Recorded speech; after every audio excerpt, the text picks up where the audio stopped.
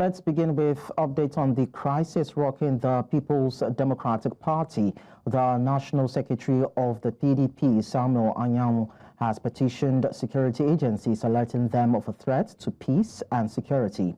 In the petition dated February 1, 2025, which was addressed to the Department of State Security, the National Security and Civil Defense Corps, and the Supreme Court, including the Court of Appeal, Anyanwu accused the party's governors of inviting chaos with the recognition of Sunday Udo Okoye as the National Secretary.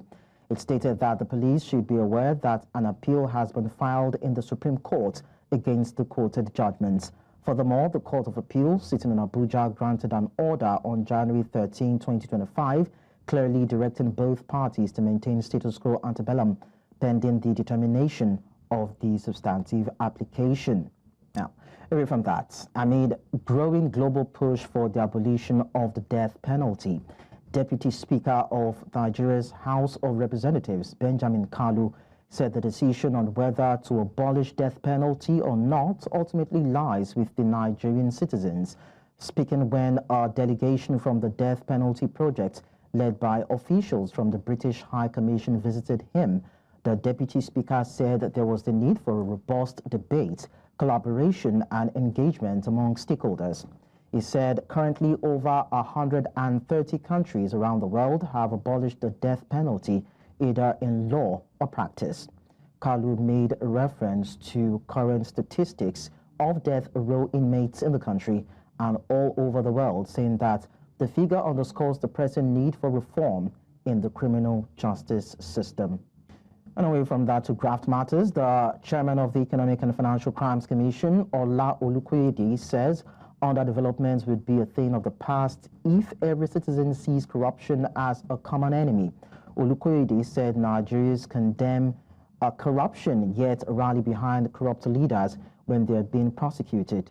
He said this while receiving officials of the Center for Crisis Communication led by Chris Olukolade in Abuja. He stated that the EFCC will partner to raise public awareness on its activities and the importance of integrity among Nigerians. To discuss this, we're joined by the former National Coordinator, Middle Belt Patriots, Zariyi Yusuf, for this. Thank you so much, Mr. Yusuf, for joining us on the news. Thank you so much. It's a pleasure being here. Okay, so how do you see the statement credited to the EFCC chief? Is it bitter truth or maybe passing the buck? It's hypocrisy, basically. Well, not to him as a person, but as an organization, the EFCC. I think the person he replaced, we know how it went down. And when you speak about the EFCC, I think the problem began when it ceased basically to be a professional body and became maybe a hunt dog or something. Now, yes, it is true that the kind of leadership in a country is reflective of the people of that country. And what basically is characteristic of those we tend to refer to as elites, stealing government funds, stealing government money. Now, in the fight against that, the EFCC has made a renown to itself, especially during the time of Buhari, where a criminal is a criminal, but I mean, the moment you are baptized into the APC, you become a saint. And the EFCC watched. So it's more or less they clamp down on those who they feel like clamping down on. So what the people are doing is, why is it our thief that is called a thief? Why not theirs? And all of that. So yes, a country stricken by poverty, deliberately so, the poverty weaponized, the poverty made such that whatever it is that looks like anything that could supply bread, groundnut, a little sugar to soak gari with is welcomed by the masses. Once you create that scenario, and the tendency is that the very thief that steals from the resources that should feed the community, but has a habit of sharing peanuts to the community of the members. When the government rises to deal with that thief, the members of that community, especially being made habitual beggars, will definitely think you have come to rid them of what seems to be their only hope.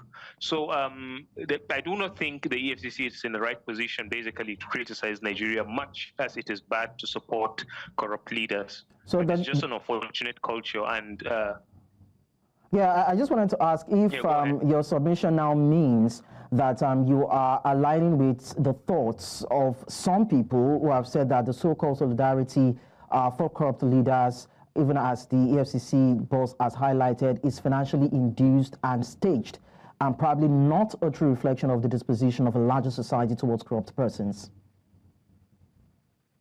That's right. Nigeria, every Nigerian, yourself inclusive, has a certain default trauma in him. Now, let me put it to you this way. We are much aware that these people are corrupt, but basically what do? They steal enough, they own houses, they try to own the things they didn't have. Basically, these corrupt leaders, these people who steal money, they are not different from the masses. The only difference between them is that they have access to stealing money. But they steal the money and do the very same thing that the poor man in the village or on the street needs money for. He wants to buy a new house, he wants a car, he wants his children to go to school, and he's afraid of the life he will fall back to when he's out of office. Now, the people do not support them for moral reasons. When you see a thief, they know this is a thief, but I mean, I could get 5,000, I could get 3,000, and all of that. So frankly speaking, that is just financially induced. Whatever support you think or you see in certain quarters, it's financially induced, and then to a large extent, it's ethno-religious to a large extent. Like I said, for the former EFCC boss, returned to his village with cheers of, somebody that looked like a hero, something that people should have been ashamed of, but it looked as if, wow, our conqueror has returned. And he sat on the same office that, on the same chair that this one is sitting on.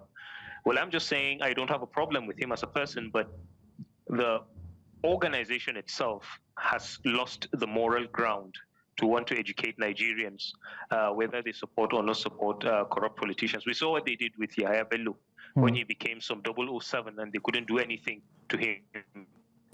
So it's just an unfortunate country where people do things and.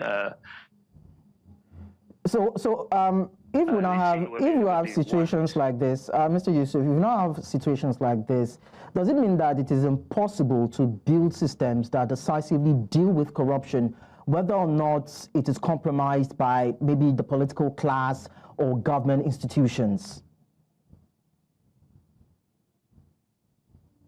Is that it's possible to deal with corruption. It's very possible to deal with corruption, and it's very difficult. Basically, there hardly is any institution in any country that is completely void of compromises here and there. But when it becomes characteristic of agencies like EFCC basically to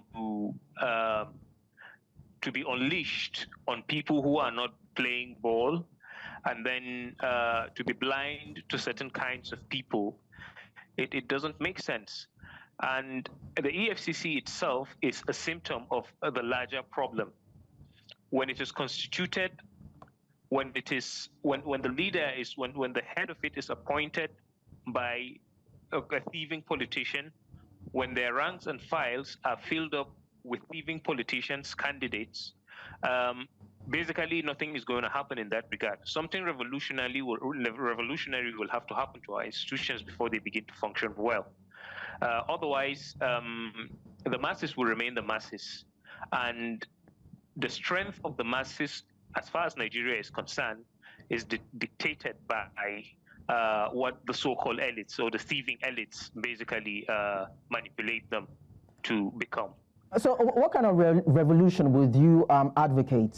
Because it's been said in some quarters that these anti-corruption agencies, EFCC, ICPC, and the likes, are not getting enough support from government to actually tackle corruption?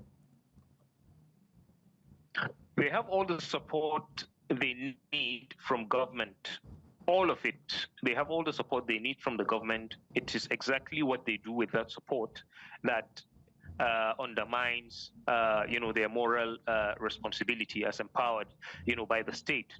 Now, when I speak about something revolutionary will have to happen, it has to start from, who becomes a leader where, whether at the local level, whether at the regional level, or whether at the central level. And once that individual, I think I remember when Buhari came to power, one thing that people noticed, and unfortunately I would use the word mistake, but one thing people mistook about him was that, hey, the tough guy is in town. And in a matter of a week or two, certain things started looking normal. People started fixing street lights. People stopped doing certain things. Civil servants began reporting to office early, and all of. He never said anything yet, but but people just realized that it was all campaign, and nothing happened. So everybody went back to the culture. So when I speak about revolutionary move, it will have to be somebody who is deliberate, who is willing to go against the tides. And to the best of my understanding, it has to begin with Nigerians. And I do not see any crime. I've always said it. I don't think it's a crime against any local or international law to be revolutionary in thought or in approach, even to the democratic issues in the country. And until we get to that point, basically, we will just keep going round and round and round and round. Same old story with all of our institutions. All right, thank you so much, Azari Yusuf, former national coordinator, Middle Belt Patriots. It was nice talking to you on the news. Thank you so much. Nice being here too. Of course. We go on a very short break. When we return, we'll tell you about the 5th Lake Chad Governors Forum that just recently concluded. Do stay with us. Many thanks for staying with us. When I tell you that governors from the Lake Chad Basin countries have agreed to boost the operational capacity of the multinational joint task force and ensure full occupation of Lake Chad Islands to eliminate remnants of terrorists and their hideouts. This decision, among other resolutions, was reached at the 5th Lake Chad Governors Forum held in Maiduguri, the Borno state capital. Umar Karawa was there for News Central. For years, terrorist groups have used remote Lake Chad Islands as strongholds, launching attacks across borders.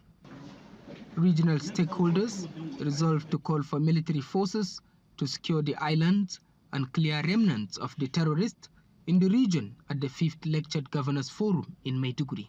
While we are putting our efforts on the unfortunate incident and accident of Boko Haram, at the same time, we should not forget to continue with the efforts so that the Lake Chad can be recharged. Officials stressed the importance of job creation, education, and social initiatives to prevent radicalization. We should be careful by relying on international or partner support, because security situation is a self-help situation that do not waste time by anticipating a security and a logistic support from a third party. We advocate, of course we provide technical support, we provide capacity building, but the most important is the role that is central of the governments. This situation negatively impacts the sexual reproductive health services, family planning, maternal mortality, gender-based violence, and young and people situation. Yobe State Governor Maimala Buni emerged as the chairman of the forum for the next 2 years. With justice done to the theme of the meeting, rebuilding the Lake Chad Basin, consolidating gains, commitment to peace, cross-border cooperation, security and sustainable development for a resilient community. It is my hope, as the host governor, that we will internalize, domesticate, and act on the lessons and resolutions of this meeting to move forward from discussion to an all-inclusive action-packed implementation that ensures everyone is carried along for the growth and development of the region. Enhance civil society organization and traditional institution engagement in regional stability, as well as updating and facilitating implementation of the territorial action plans formed part of resolution. Also, the forum agrees that the next meeting of the Governors Forum shall take place in 2026 in the Republic of Niger. In Maiduguri for News Central, Omar Kirawa.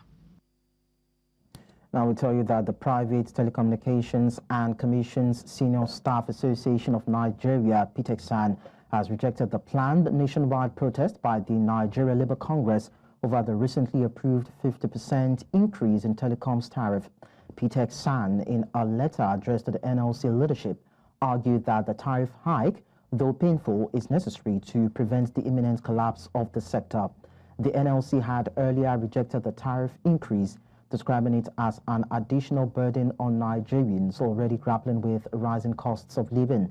The Labour Union directed its affiliate unions to mobilize members for a protest scheduled for February 4, 2025.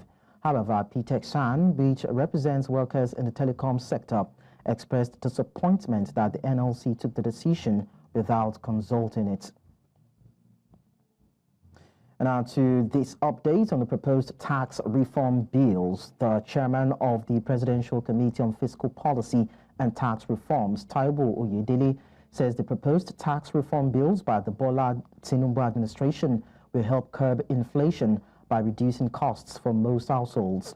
Oyedele also dismissed criticism that the plan could exacerbate economic hardship in Africa's most populous nation. After scrapping a costly petrol subsidy and devaluing the currency twice in his first year in office, President Bola Tinubu has now turned his focus to tax system reforms. While these measures have contributed to rising prices, his administration aims to bring inflation down to 15% this year from 34.8% in December. The presidential aide also defended the plan to nearly double the value-added tax to 12.5% by 2026, insisting that it is a necessary step towards economic stability. Earlier, an economic analyst, Olusegun Kwade, shared his thoughts on this. Almost, I saw a very tall order from the projection of reducing the inflation from 34% to about 15%. And if you look at the mechanism put together by the Fiscal Policy Committee, it's something that should work. But you know, my fear most of the time is we have fantastic policy in place.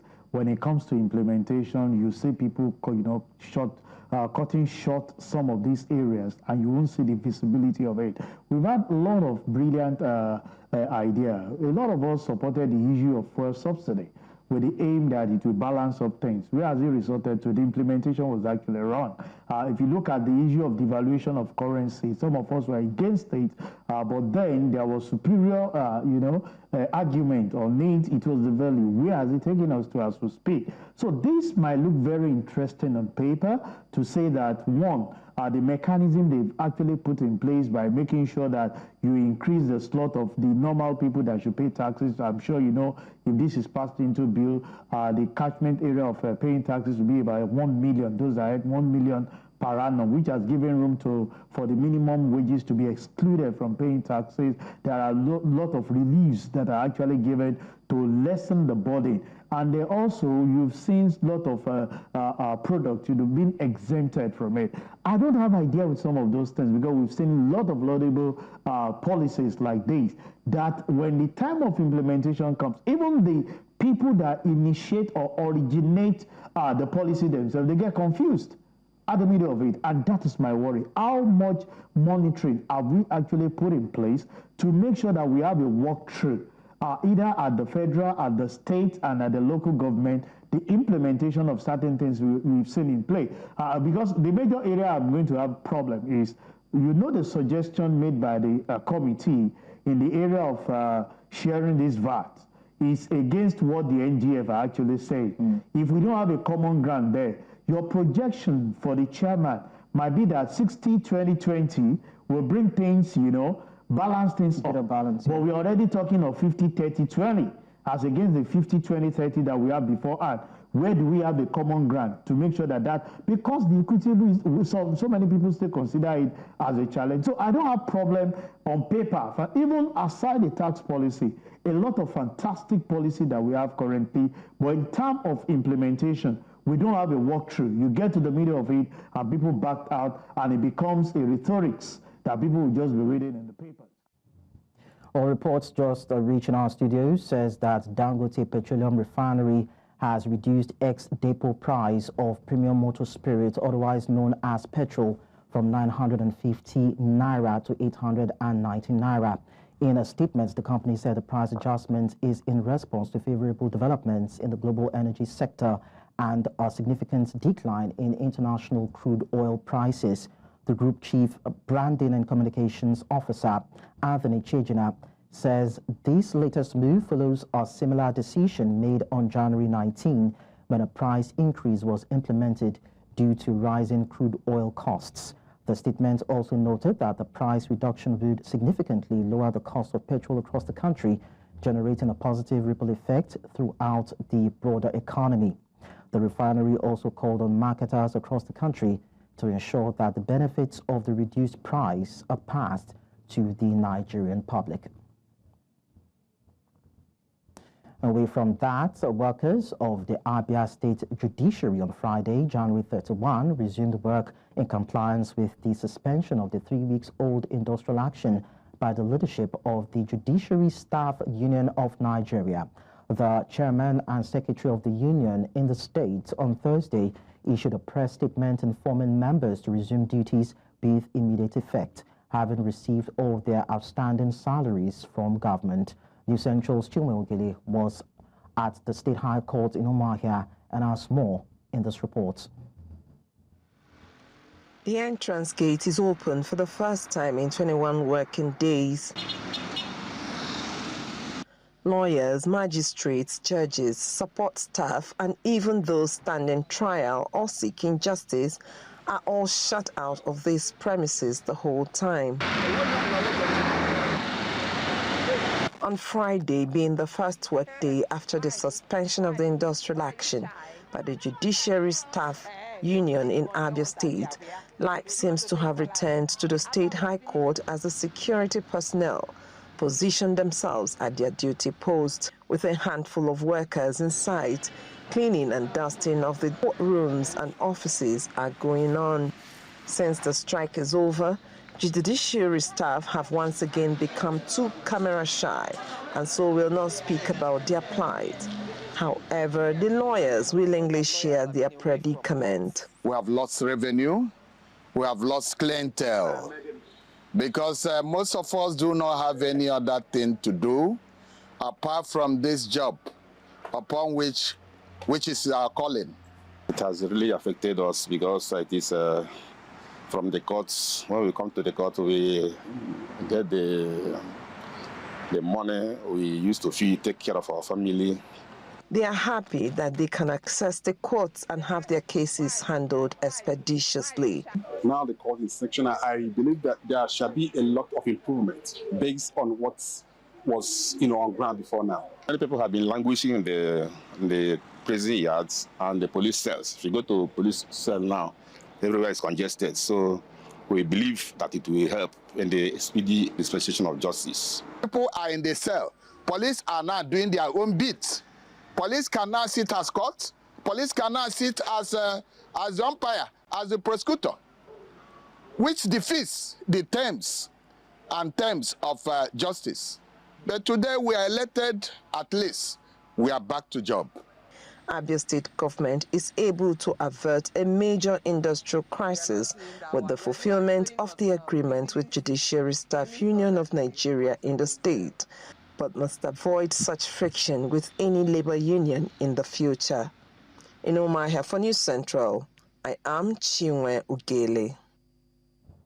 And now to health matters. Residents of Plateau State will soon heave a sigh of relief from experiences of poor human and material resources in accessing quality health care in the state, rising from a 5-day strategic planning retreat for the management of the Plateau State Specialist Hospital. Both the head of service in the state, Stephen Pam, and the Commissioner for Health, Dr. Cletus Shekuk, represented at the event, said residents of the state and beyond will begin to enjoy improved healthcare delivery in the state. The Essential's Chizoba Anyonwe tells us more. Established in 1933 as a colonial hospital to provide healthcare to the people of the state, the deplorable nature of the hospital began to raise concerns with the displeasure of patients during visitations. The government of Plateau State has charged the management of the hospital to bring on board measures that will complement the recently improved health facility with the state-of-the-art equipment recently installed. Can we grasp the future here? Can we make sure our tertiary healthcare institution, the Plateau State Specialist, takes the lead in crafting this future? With a plan and a blueprint for the future, I think we have started in the right direction.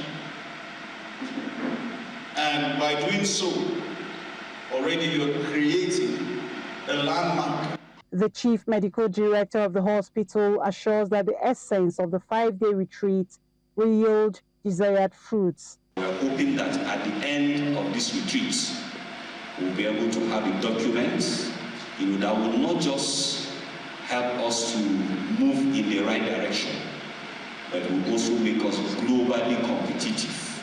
For these participants, nothing less of expertise is expected. Since I started working, I've never had this kind of planning before, and it has actually given us an exposure on how the Plateau State Specialist Hospital can be moved to the future, to be prepared in terms of healthcare delivery. This workshop is very good because we are all working for the benefit of the patients who are at the center of care. And we want to give them all the care they need, not only for now, but the future. With the plans that are being churned out and be modified in such a way that the hospital will be at a stage in the next 5 years at a point where globally things that are obtained here could be compared to those that are obtained in other parts of the world, is really something that is inspiring. With these assurances, residents of Plateau and beyond can only wait patiently when these words will materialize into actions that can be felt. In Jos, Plateau State for News Central, I am Chizoba Anyonwe.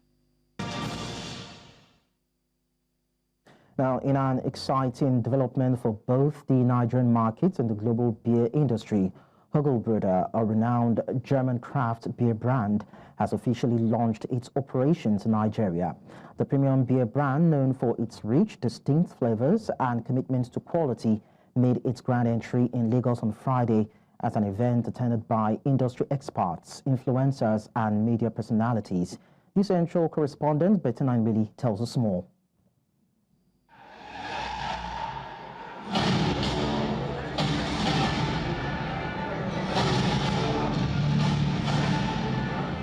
It's an exciting moment here in Lagos as Hugelbrüder marks its debut in Nigeria and Africa with 5 different brands. Representatives from the brand spoke about their commitments to introducing Nigerian consumers to the authentic taste of German brewing traditions. We've worked tirelessly to come up with 5 excellent brands looking into specifically for the Nigerian market. We'll be launching our first 5 brands in 2025. And we are launching additional 6 brands in 2026. These brands are catered to the Nigerian market. It's top quality, but at the same time, what we've made sure is its affordability is there so that everybody can actually afford it, because we have the big pack sizes, the small pack sizes, so it can go across everybody. We took out a lot of time to ensure that the quality of our product, from the bottling to even the packaging, the packs, the product, it's top notch. For you to go about to fake any of our products, you will spend more than we've done in putting up the products. The move comes as part of Hugelbrüder's strategy to expand into key African markets.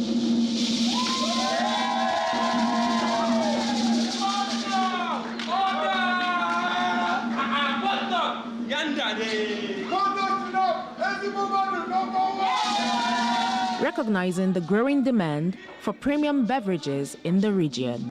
The Hugel Brother brand is a brand that is born in Nigeria. It's our native brand with a touch of class. It's a brand that can match any other brand, any other international brand from any other part of the world. Being opportune to have tested almost all the 5 SKUs, I think is something that has come to stay. It's exceptional. I expect excitement, fun, and I'm very sure at the end of the day, I'll be very glad.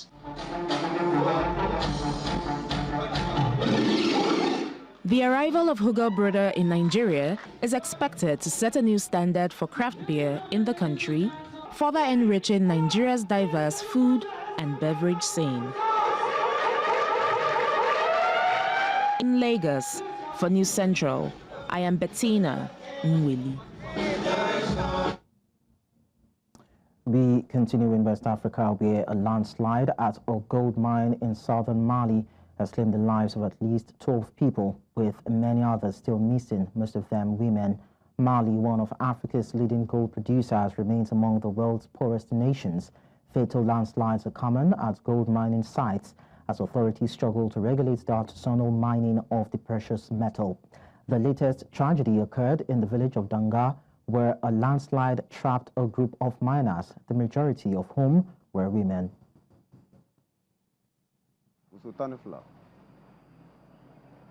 Danga duru kugoya wolonfla tino de be baraka yoron nako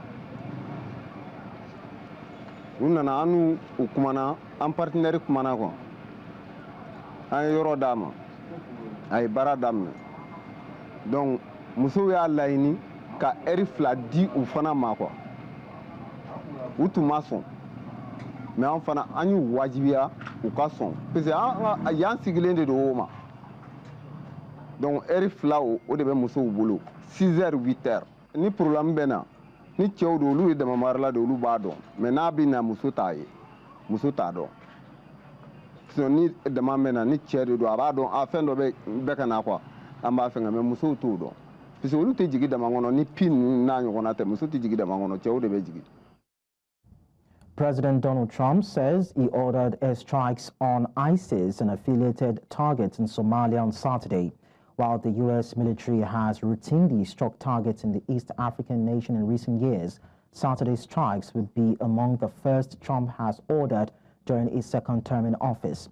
In the statement, Trump said these killers, who were found hiding in caves, threatened the United States and its allies. The strikes destroyed the caves they live in and killed many terrorists without harming civilians. Past targets of the U.S. strikes in Somalia include fighters from ISIS and the group Al-Shabaab, which is associated with Al-Qaeda. In Central Africa, we tell you that Burundi's President Evariste Ndayishimiye says the conflict in eastern DR Congo risks escalating into a broader regional war, as Africa's top health agency warned the fighting could spark new outbreaks of serious diseases. The Rwanda-backed armed group M23 has vowed to march on the capital, Kinshasa, after capturing eastern DR Congo's biggest city of Goma earlier this week. After taking Goma, the group is now pushing south into the neighboring South Kivu province, as the United Nations warns the escalating conflict has killed at least 700 people in less than a week. Burundi's president said the ongoing crisis is not only a threat to his country, but the entire East African region. La communauté internationale ne voit pas les conséquences. Je vous dis que si ça continue comme ça, la guerre risque d'être généralisée dans la région. Parce que le peuple ne peut pas se laisser faire. Si le Rwanda continue à faire des conquêtes dans le territoire et dans notre pays, je sais qu'il va arriver même au Burundi. Parce qu'il est en train d'entretenir des jeunes réfugiés. Il est des armes. Maintenant, il est en train de les aguerrir dans la guerre du Congo. Un jour, il veut venir au Burundi. Nous n'allons pas accepter. La guerre sera généralisée. Nous avons une menace dans la région. Ce n'est pas le Burundi seulement. La Tanzanie, l'Ouganda, le Kenya, c'est à toute la région, c'est une menace. Si l'Est du Congo n'a pas la paix... We're now taken to Southern Africa, where the European Union's chief election observer, Laura Ballerin-Siriza, has described electoral reform as crucial in Mozambique. Her comments follow the country's recent presidential and parliamentary elections, as she expresses hope that EU missions will help Mozambicans regain confidence in public institutions.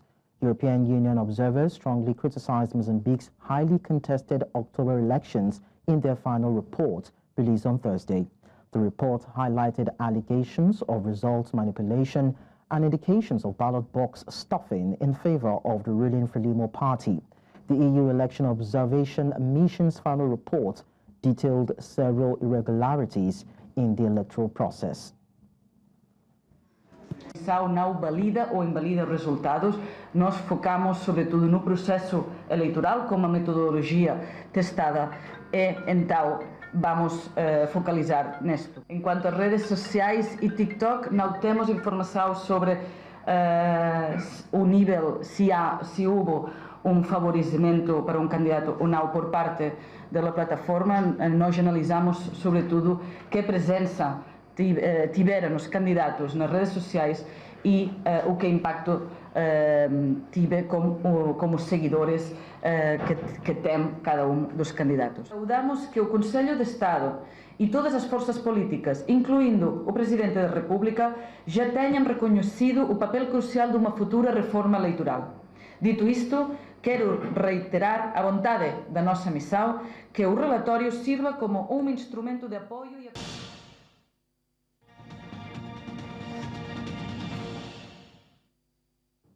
From other continents, we tell you that 7 people are dead, including one in a car on the ground after a twin-engine medevac jet carrying a child patient and a mother.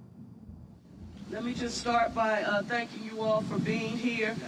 Today is Saturday, February the 1st. I want to give you an overview of where we stand.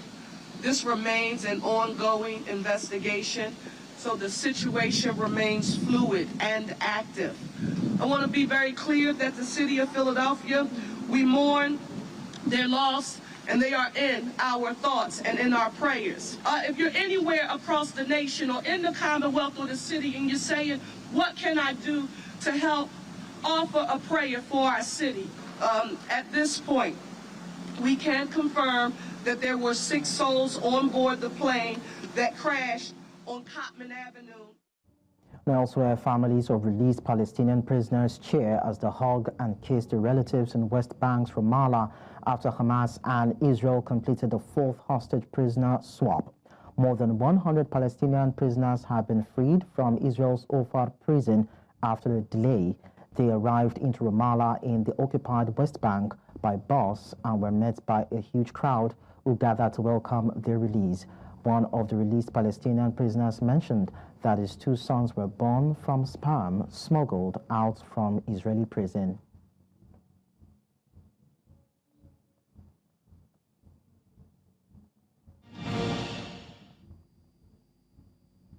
We talk business now. Nigeria's non-oil export sector recorded significant growth in 2024, reaching $5.456 billion, a 20.77% increase from $4.517 billion in 2023, according to the Nigerian Export Promotion Council. Executive Director, CEO Nonye Ayeni, attributed the rise to increased production, stronger global demand, and improved trade policies. Cocoa beans and urea fertilizer emerged as the top contributors, reinforcing Nigeria's position in agricultural and industrial exports. Up next is sports news.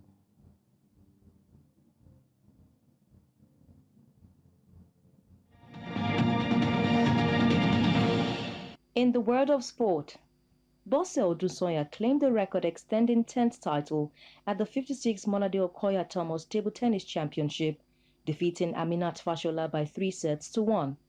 In a thrilling final at the Monade Okoya Thomas Hall of Teslim Balogun Stadium, Fashola took the opening set at 11-8, but Odusoya responded with an overwhelming comeback to extend her reign as the tournament top female player. In the men's category, African Games silver medalist Matthew Kuti battled back from a set down to defeat Abdul Basit Abdul Fatai by 3-1 in a gripping final that lasted over an hour, sealing another title for Team Lagos. Kuti also lost the first set 11-6 before sweeping the next 3 sets to clinch the win. I want to thank the Almighty God for winning this tournament for me. Before I won this game, I've been training hard, I've been working hard, I've been jogging, but I thank God for winning this tournament for me because it's not by my power, but by God's grace. I'm very, very happy. This is not my first time. Last time I met the guy. The guy is a tough player, so I beat him 4-1. And this time around, we still meet again. I told myself I'm going to fight, and I won. And Daniel fought from 3-1 down. He won 40. I told myself, his game is his time. So I go to YouTube and I watch the game. I see my mistake. I told myself I will correct my mistake. So when I beat him 2 times in a row, I'm very, very thankful. Despite being visibly disappointed after narrowly losing out in the second match, the renowned South Africa's Davis Cup team remained confident after they found themselves level at 1-1 in the opening day of the World Group 2 playoff against Nigeria. Philip Herning, the South Africa's team top-ranked player, dominated his singles match against Nigeria's number 2, David Ekpeyon, coasting to a convincing 6-1, 6-1 victory. In the second singles, Chris Van Wyk dug deep against Christopher Bolus, but Nigeria's number 1 clinched the narrow 3-6, 6-3, 7-6 win to draw the team level. Finally, in the world of sport, Mohamed Salah once again proved decisive for Liverpool, netting twice in a 2-0 victory over Bournemouth at the Vitality Stadium. His brace extended Liverpool's Premier League unbeaten run to 19 matches, while ending Bournemouth's streak of 8 league games without a defeat. Bournemouth nearly struck first as Antoine Semenyo's shot hit the post, but momentum shifted when Lewis Cook fouled Cody Gakpo, resulting to a penalty. Salah confidently dispatched the spot kick before sealing the win with a composed finish in the second half. Meanwhile, Chris Wood's hat-trick inspired Nottingham Forest to a 7-0 demolition of Brighton and Hove Albion. Everton cruised past Leicester City, and Southampton snatched a late win over Ipswich Town through Paul Onuachu. And that's it in the world of sport. I am Onyinyechi Obaro.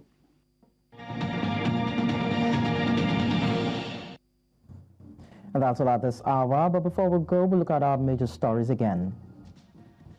Embattled National Secretary of the People's Democratic Party, Samuel Anyanwu, has blamed governors for chaos.